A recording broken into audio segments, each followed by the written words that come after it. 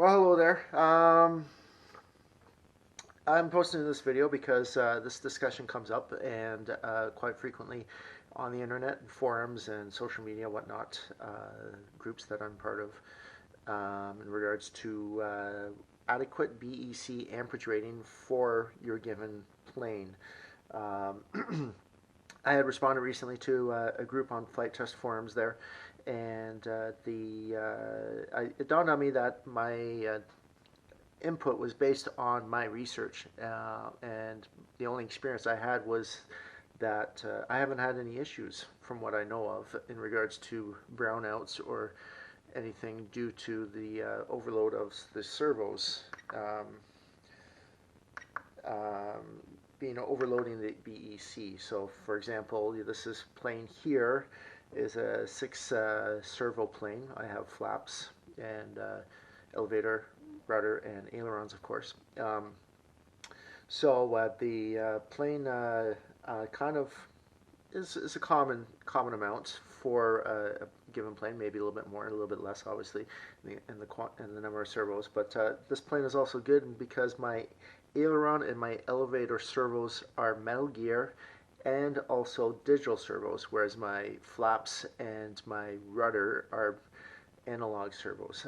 So there's a bit of a difference there. Initially, I was going to just do this test with the servos out in the open, but figured, well, it should be attached to some linkage and so some control surfaces, and moving them that way, because if there's anything's binding or adding any resistance, that will of course increase the amperage consumption of the servos. The only thing that I can say is the plane is not flying, and some resistance against those control surfaces will actually cause the servos to draw some more amperage. So that being said, I just figured I'd post a video rather than write it down, and so you guys can see firsthand as to exactly what I'm doing.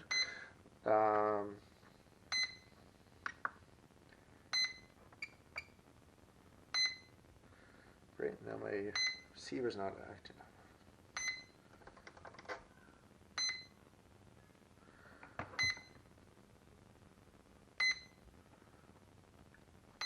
Yeah, what's going on here? Oh, I lost the connection here. Okay, sorry. Bad connection here. There we go. A little bit of a setback. I don't have enough alligator clamps. I should have brought some of those from work too. In any case, as you can see, as soon as I plug it in, I am drawing 0.07 or 70 milliamps of power strictly from the receiver itself. So 70 milliamps, not very much at all. I've always accounted for half an amp, so 500. I've read that they can pull 250. Obviously, each receiver will be slightly different. This is the lovely, hated by lots, orange receivers, but honestly, I've never had any issues with these. Like I said, I've had no brownouts.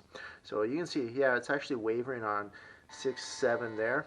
And so it's somewhere in between 60 and 70 milliamps. You can hear my servo buzz there. That was one of my flap servos, and you can see the voltage spike there. On my transmitter, I can have the flaps set so that they're on or off real quick. In other words, the servo is moving full speed. Or I could slow it down, which technically draws a lot more power because it takes a lot longer to move the flaps. I usually set them at about 1.5 seconds. It depends on the plane. Each plane is a little bit different, but I switched it here to 10 seconds just so I can run the servos, the flaps, a longer period of time while moving other things, just so you get an idea as to what's allows me to do more within given time with the flaps. So anyways, you can see here, the flaps I'm pretty sure are analog servos. And you can see here, I'm going to flip it down to full flaps, and we're running near the ends there. We're hitting 30. So in the beginning, the servo is not drawing too much power, but when applying, you're hitting. Yeah, I'm going to stop at mid flaps there. So that was about 200 milliamps, so 0.2 of an amp. Keep in mind that's also the receiver, so technically that's 140 amps, and that's two servos actuating at the same time. And I'm going to go full flaps, and you can see when it gets near the end, things start binding up a little bit. I think that's the linkage themselves, the way they're configured. They start pulling on the servos, and so I'll go there. You can see it's hitting, and hit almost 400 milliamps, so half an amp still, not even quite half an amp. So back to sitting there. Now, one of the things when you're flying, say this plane is flying and I drop the flaps, there's going to be some resistance against these control surfaces. So I'm going to duplicate that, and I bet you, obviously I'm just guessing here how much I'm pulling on there, and I'm pretty sure that the amount I'm pulling on there is a lot less than what's actually happening during flight, but in all honesty, I don't know. So I'm going to put some resistance on there, and the servos are going to try correcting for that and moving them back to the position, and that's where you're going to see a lot of the amperage draw here. So I'm going to start pulling up. You can see how much I'm moving those flaps there, right? Still only half an amp. So not very much. So that gives you an idea. I'm going to bring the flaps back to where they were, and I'm going to start moving all my control surfaces.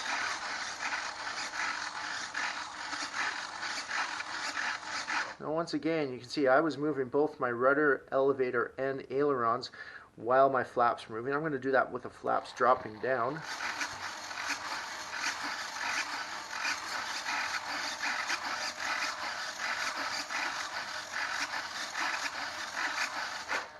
Once again, you can see that it's not really drawing a ton of power. Once again, we're not flying when this is happening, obviously. There's my servo trying to find its spot. We're not flying, so there's no resistance on the control surfaces, but it is a light plane. So the light of the plane will have an effect on it. The weight of the plane and the speed of the plane and the amount of control surface throw will have an effect on to how much resistance that is applied to those servos. So if you can see here, I have, this is my rudder servo, and this is my elevator servo, and I'm going to actually, like I'm not moving them right now, I'm going to put some resistance on those with my finger, and I can tell you right there, this is a digital servo, I'm pushing pretty hard on that servo. And still, I'm not even getting half an amp out of that. And I can guarantee you, the amount of force I'm pushing on there, I'm actually a little bit uncomfortable doing this because I'm afraid I'm going to actually damage my servo.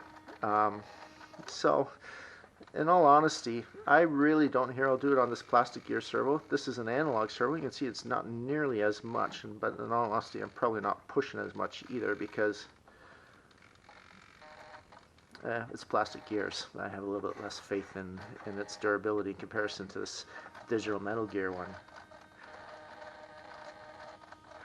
So anyways, I just thought I'd throw that up there and show you guys there firsthand as to what's going on. Now you can see this is not a cheap DVOM. It should be fairly accurate.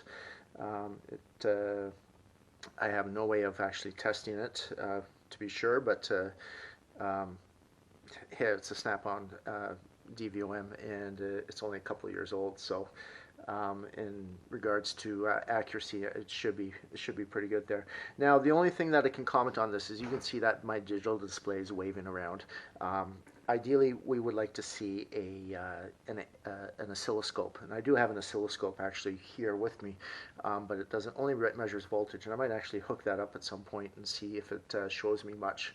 But there could be spikes of amperage happening there that this DVOM will not pick up because its refresh rate is, it's a digital display. It's going to bounce around. An actual oscilloscope with a wave pattern will show you far more accurately what's if there's any spikes. But in all honesty, I don't think there's too many high spikes going on here. So, anyways, I just thought I'd throw that up on the internet and see what you guys share what I found. I don't know if that's helpful for you guys, but every different situation is a little bit different. It could be my servos too. Some servos are take way more power than others. So, and yeah, I guess that's about all. I think the biggest key here, guys, is make sure that your your linkage is not binding. If your linkage is binding and you're dropping your flaps, especially if you have a way to slow your flaps down with your transmitter, or you can buy an add-on to slow your flaps on between your servos and the receiver. Make sure nothing's binding. Make sure everything is free and moving well. And I don't really think you should have any problems. Yeah, that's all for now. Thanks, guys.